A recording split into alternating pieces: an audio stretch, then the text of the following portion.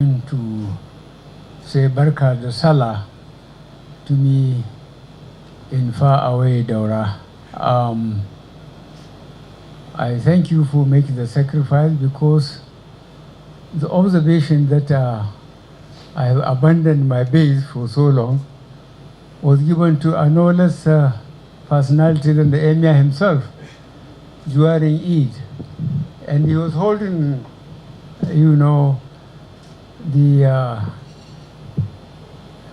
the microphone, and he said the last time I was here in my home was last year this time. I think he deliberately reported me to my constituency. Well, it's good I have come, because I know in 10 to 11 months' time I will come here. It's so far away from everywhere that people should leave me alone. I have a better house in Kaduna, but Kaduna is too close to Abuja for me. After I leave office, I will come here. Well, I have made the maximum of the 2 terms, God willing, in 10 months' time. Gentlemen, I think we are very lucky in this country. We have come to realize that the issue of being comfortable depends on your personal appreciation of what you are doing. If you are greedy, you don't look at what you benefited before. You always look up.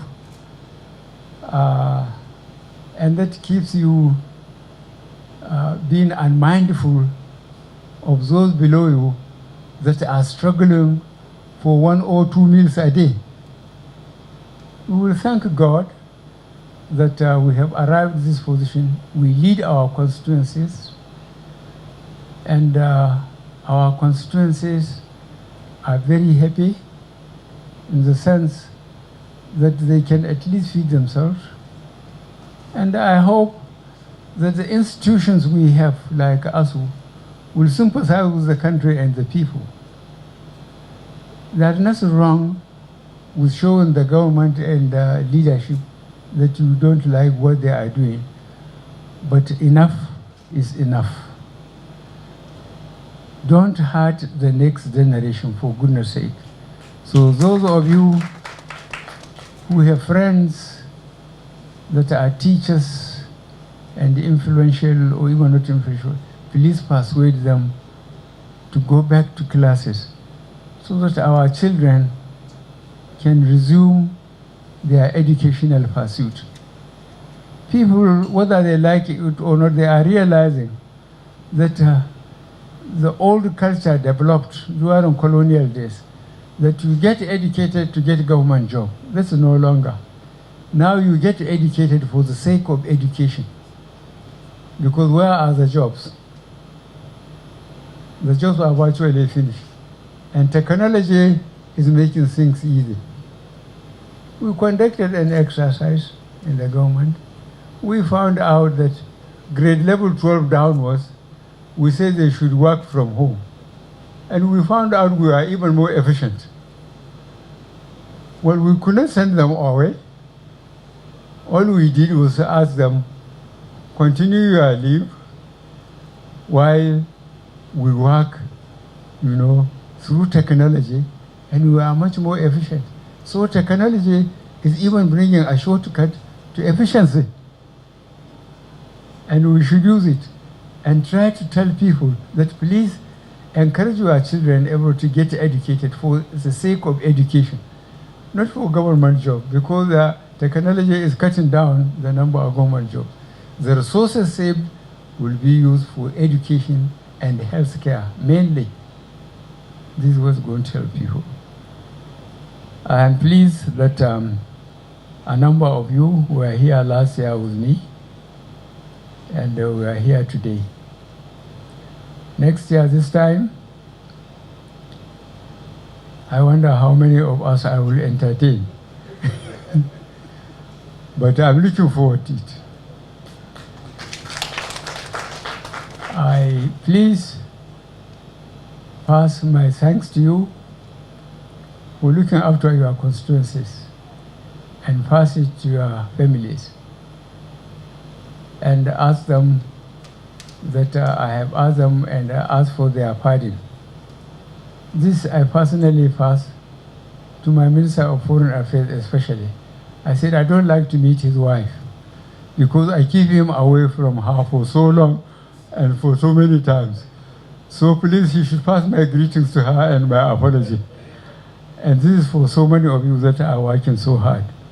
I thank you very much for you making the time to come at this time to have this lunch with us.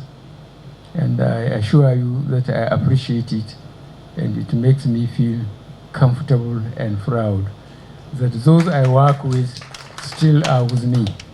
And please keep on working for our people, for our country. We are a lucky people. I ask people to reflect. Let them check in the Central Bank of Nigeria and the NNPC. The average production 1999 to 2014 was 2.1 million barrels a day at the average of $100 American per barrel. So Nigeria was earning those years 2.1 million times 100 American dollars. But to look at the state of the infrastructure when we came, the price collapsed to 37, 38.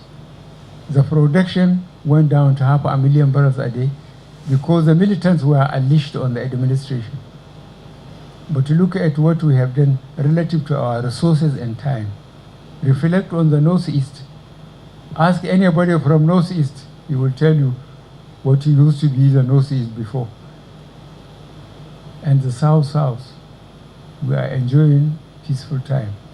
The big problem now is Northwest. And Northwest is amazing. I still can't understand. They are the same people, the same culture, stealing each other's cattle, killing each other. We don't have much problem in the Northeast now. We don't have problem in the South now. Okay, they are stealing the petroleum. But I told them they are hurting their people more than hurting the rest of Nigeria. When they blow the pipeline, they polluted the environment. The fish goes back into the sea. Their people cannot farm, they cannot fish. And the majority of their people are farmers and fishermen. So they are hurting themselves more than they are hurting the rest of Nigeria. Gentlemen, thank you very much for coming. But I thank God that people are appreciating the personal efforts we are making, all of us, not me alone. Thank you very much indeed. Thank you, Excellency.